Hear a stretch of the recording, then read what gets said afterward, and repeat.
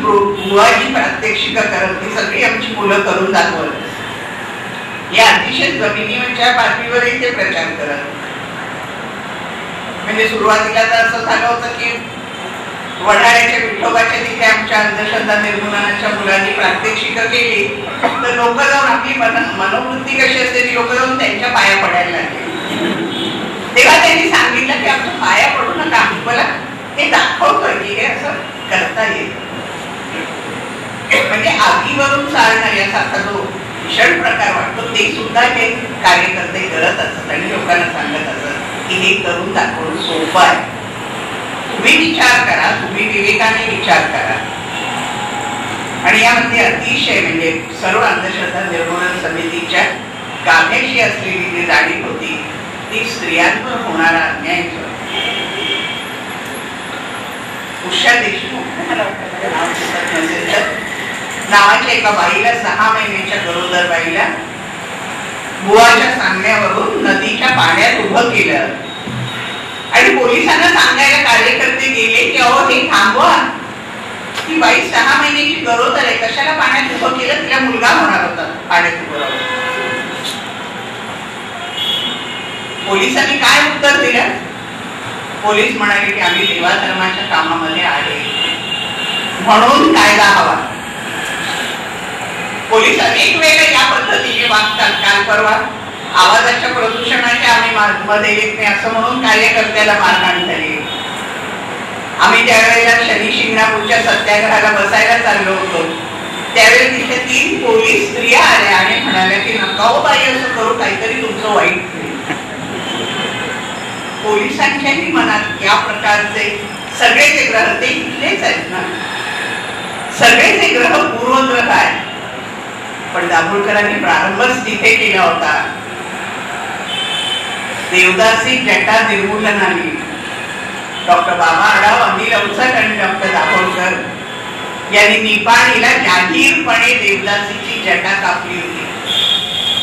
कारण लोक असं सांगत होते की देवदासीच्या जटेला जो स्पर्श करेल तो तिथल्या तिथे जळून तरी जाईल किंवा त्यांचं सगळं आयुष्य उद्ध्वस्त होईल. डॉक्टर म्हणाले की मी करतो, तुमच्या सगळ्यांसमोर करतो. आणि ती देवदासी आजही आमच्या ओळखीची आहे. ती असं म्हणते की मी आयुष्यात शांत झोपले नाही, ते डॉक्टरनी माझी जट कापली त्यानंतर मी 24 तास सलग शांत झोपले. त्यांनी लोकांना दाखवून दिलं की जाहीरपणे केलं की मी काही होत नाहीये. त्यामुळे हे मुळामध्ये अपसमजावर आधारलेले आणि लोकांच्या भयावर आधारले. म्हणून आपण ज्या काही कार्यक्रमांचा विचार करणार आहोत त्याच्यामध्ये मला असं वाटतं की निर्भय बनो हा गांधीजींचा जो संदेश आहे तो फार महत्वाचा आहे. महानगरमधून देखील वागळे यांनी मागेही निर्भय आंदोलन चाललं होतं आणि त्याला तरुणांचा चांगला प्रतिसाद मिळत होता. ही निर्भयता की आता कोणीतरी माझ्यावर, मला अनेक लोकांनी विचारलं की दाभोळकरांनी संरक्षण घ्यावं असं तुम्ही लोकांनी का नाही सुचवलं. म्हटलं दाभोळकरांनी घेतलं नसतं आणि ते बरोबर आहे. कारण असं आहे की देशांचे पंतप्रधान सुद्धा अशा प्रकारच्या शस्त्राच्या प्रयोगाला बळी पडतात. संरक्षण म्हणजे काय, एक बंदूकधारी बरोबर घेणं, त्याने काय होतं? खरं संरक्षण तेव्हा निर्माण होईल ज्यावेळेला समाज स्वस्थ असेल, वातावरण स्वस्थ असेल आणि दाभोळकर त्यासाठी प्रयत्न करतात. कारण लोकांच्या मनात भीती निर्माण करून त्यांना अंधश्रद्धेला बळी पडणं हे आपल्याकडे सतत चालू असतं. एकदा मला एक अतिशय, मी नाव बी सांगत नाही पण वाङ्मयामध्ये प्रसिद्ध असलेल्या बाई आगगाडीच्या प्रवासामध्ये भेटल्या. म्हटलं आता कुठे वेळी कोल्हापूरला चालला तर त्या म्हणाल्या मला डॉक्टरनी सांगितलंय की ते उपास सोड मंगळवार शुक्रवारचे प्रकृतीसाठी, तर ते मी महालक्ष्मीला सांगायला जाते. मी म्हटलं माफ करा मला याचं फार कळत नाही, पण म्हटलं देवीला सगळं दिसतं असं तुम्ही मानता ना, मग तुमची अडचण दिसली पाहिजे, तिला सांगायला कशाला जायला पाहिजे. पण सतत माझ्या मुलांचं ती काहीतरी वाईट करेल, जे तुम्ही सत अशा प्रकारचं काहीतरी मानलं ते आपल्या मुलाबाळांचं कुटुंबाचं वाईट करेल. असा तुम्ही विचार करता, म्हणजेच भीती वाटायला लागली की तुमचा विवेकाचा आधार सुटतो. हा विवेकाचा आधार परत देण्याचा प्रयत्न, आपल्या सर्वांच्या प्रयत्नातून, ते काही एक नेतृत्व असलेली अशी चळवळ नव्हती, सगळ्यांना बरोबर घेऊन जाणारी चळवळ होती. आणि म्हणून या चळवळीच्या जोडीला तुमच्या लक्षात येईल की दाभोळकर अनेक पातळ्यांवर काम करत. मग ते साधना साप्ताहिक असेल, त्या साधना साप्ताहिकामध्ये मध्येच बाहेर साहित्य संमेलनाचे वाद सुरू झाल्याबरोबर त्यांनी अध्यक्ष नसलेलं साहित्य संमेलन सुरू केलं. निवडणूक नाही, अध्यक्ष नाही, साहित्य संमेलन सुरळीत झालं. पैसा फारसा लागला नाही त्याला. म्हणजे जे जे अविवेकी असं आजूबाजूला घडत होतं त्याला उत्तर ते लगेच शोधत असत. सामाजिक कृतज्ञता निधीच्या बरोबर तर मी 25 वर्ष त्यांच्या बरोबर काम केलं. आणि अगदी आता शेवटची जी सभा झाली त्यामध्ये दाभोळकर फार खुश झाले होते, कारण प्रत्येक कार्यकर्त्याचा आम्ही विमा उतरवू शकतो. पहिल्या दिवशीपासून जे म्हणत होतो की मानधन पुरेसं नाही, विमा उतरवला पाहिजे. तर ज्या ज्या ठिकाणी कार्य करताय, सामान्य माणूस आहे, त्याच्यापर्यंत हे स्वस्थ असणं पोहोचलं पाहिजे, हे त्यांच्या सतत डोक्यात होतं. आणि म्हणून ते त्या दिवशी सभा संस्थेच्या फार खुश होते की इतक्या वर्षांनी पण आपण विमा उतरवू शकतो. दाभोळकरांची माणसं जोडण्याचं कौशल्य दिलं. काही वेळेला लोक असं म्हणत असत की दाभोळकर जरा कोरडेपणाने वागतात, कारण भावनांसाठी फार थांबायला त्यांना कधी वेळ नव्हता. पण याचा अर्थ ते कोरडे होते असं अजिबात नाही. कोणाचं काय चाललंय, कोणाचं काय चाललंय याच्याकडे व्यवस्थित त्यांचं लक्ष असेल.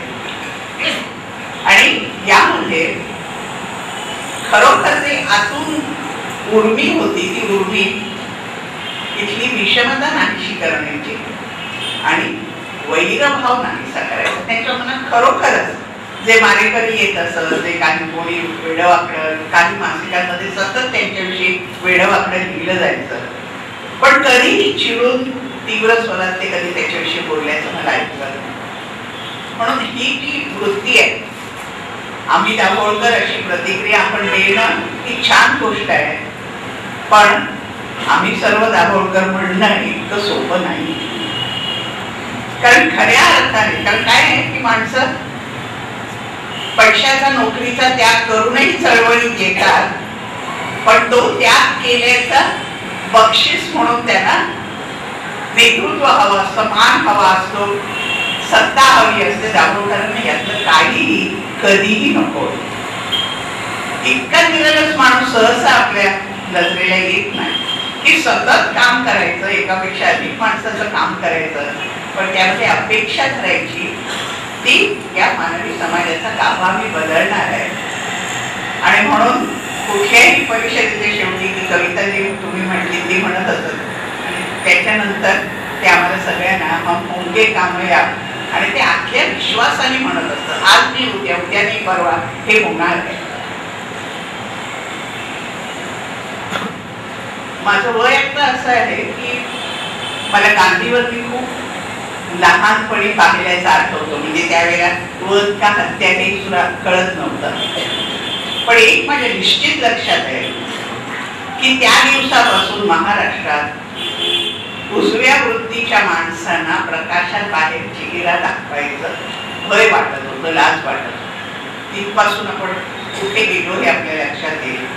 कदाचित दाभोळकरांच्या बाबतीत ज्या कोणी हे केलेल्या आहे त्यांच्यामुळे आपण परत जर तिथे मागे जाऊ शकतो की उजव्या वृत्तीची मांडणी जी आहे ती मांडणी घटनाविरोधी आहे हे लोकांना पटेल, त्यांची दुष्ट बुद्धीही पटेल, आणि आपल्याला विवेकाच्या मार्गाने पुढे जायचं आहे.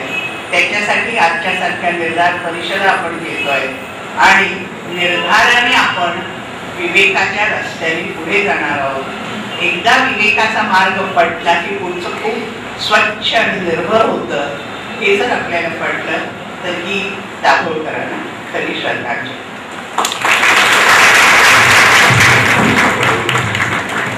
सर्वांना बरोबर घेऊन वैर भाव मनापासून व्यक्त न करता प्रेमाने जग बदलण्याची आस असलेले दाभोळकर.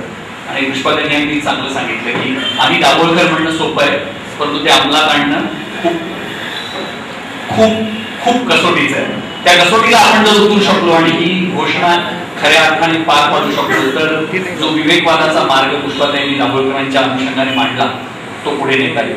त्या विवेकवादावरच आता आपल्यावर एक चांगल्या वेगळ्या रीतीने प्रकाश टाकणारे ठाण्यातले सुप्रसिद्ध सामाजिक कार्यकर्ते आणि मनोतज्ञ डॉक्टर आनंद नाडकर्णी. नमस्कार. माझ्या पायाला थोडीशी इजा झाल्यामुळे मी बसून आपल्याशी संवाद साधतोय. आता पुष्पाताई बोलत होत्या तेव्हा त्यांनी बोलण्याच्या ओघामध्ये असा उल्लेख केला की खांद्यावरचा अवयव नेमका कसा वापरायचा. खांद्यावरचा अवयव वापरायचा नेमका कसा वापरायचा हे समजणं म्हणजे विवेकवाद. तर या विवेकवाद म्हणजे काय ह्याची काहीशी मांडणी इथं करण्याचा मी थोडासा प्रयत्न करणार आहे. कारण आपण इथे जे आलेलो आहोत त्यामध्ये एक प्रसंग घडला आणि त्याची प्रतिक्रिया म्हणून आपण इथे जरी जमलो असलो तरी सुद्धा ह्याच्यातून एका मंथनाला सुरुवात व्हावी आणि ही प्रतिक्रिया न राहता तिची प्रक्रिया व्हावी. So let us not react but respond.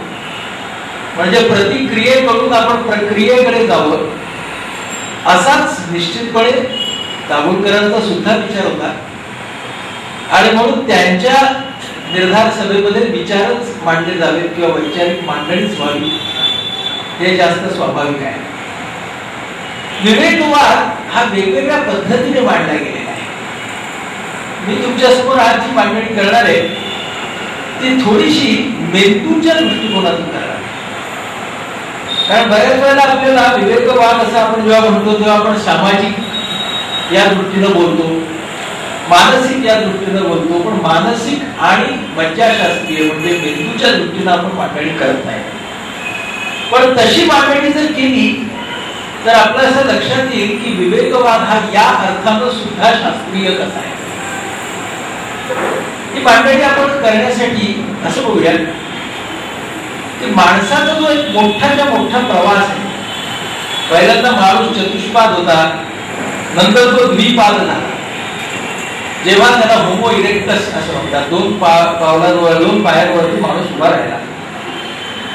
हा त्या प्रवासामध्ये खूप मोठा टप्पा होता. कारण 4 पायाचा माणूस जेव्हा 2 पायांचा झाला तेव्हा त्याची सगळी दृष्टीच बदलली. म्हणजे बहिर्दृष्टी सुद्धा बदलली आणि अंतर्दृष्टी सुद्धा बदलली. तिथून माणसाच्या प्रगतीला जशी सुरुवात झाली त्या काळामध्ये माणसाच्या समोर असलेली आव्हानं कोणती होती असं जर आपण विचार केला तर त्या माणसाला हर घडी जीवशास्त्रीय आव्हानांना तोंड द्यावं लागतं. आज एखादा नरभक्षक पशु समोर येईल, तो हल्ला करेल. उद्या कदाचित वणवा होईल किंवा परवा काहीतरी सुनामी येईल किंवा भूकंप होईल किंवा ज्वालामुखी म्हणजे एका बाजूला प्राणी आहे, दुसऱ्या बाजूला नैसर्गिक आपत्ती आहे, तिसऱ्या बाजूला माणसं आहेत जी आपल्यावरती हल्ला करतील. म्हणजे ही जी सगळी आव्हानं होती त्या माणसासमोरची, ती आव्हानं कशी होती तर ती त्याच्या अस्तित्वाला छेद देणारी आव्हानं होती. या माणसाच्या अस्तित्वावरती घाला घालणारी ती बायोलॉजिकल थ्रेट्स होती. आता हा जो माणूस होता या माणसासमोर त्या काळामध्ये त्याचा मेंदूही आजच्या एवढा काही प्रगत झालेला नव्हता. त्यावेळेचा जो मेंदू होता त्या मेंदूच्या यंत्रणेनुसार या माणसासमोर पर्याय कुठले कुठले होते बरं. तर समजा तुम्ही संख्येने भरपूर आहात आणि तुमचा शत्रू संख्येने खूप छोटा आहे तर तुम्ही त्याच्यावरती प्राणपणाने हल्ला करा. म्हणजेच काय, फाईट असा पर्याय, लढा. दुसरा पर्याय असा होता की तुमची संख्या कमी आहे किंवा तुम्ही खाली आहात आणि तो शत्रू जो आहे तो वर आहे, त्याला हाईटचा त्याला ऍडव्हान्टेज आहे, म्हणजे लढून फायदा नाही, मग पळा. म्हणजे त्याला म्हणतात फ्लाईट. म्हणजे पहिला पर्याय होता फाईट, दुसरा पर्याय होता फ्लाईट, तिसरा पर्याय असा होता की आता तुम्ही जरी दिसला तरी मारले जाल तर जसे आहेत तसे नीचे राहा, त्याला म्हणतात फ्रीज. तुम्ही जर असेच पडून राहिलात तर रेप्टाईल म्हणजे सरपटणारा प्राणी असेल तर तो तुमच्यावरून निघून जाईल. तुम्ही जर दलदलीमध्ये सापडलात तर फाईट अँड फ्लाईट करायला जाल तर अजून खाली जाल. तसेच जर राहिलात तर मदत येईपर्यंत तुम्ही स्वतःला ठरवू शकाल. म्हणजे 3 पर्याय कुठले होते?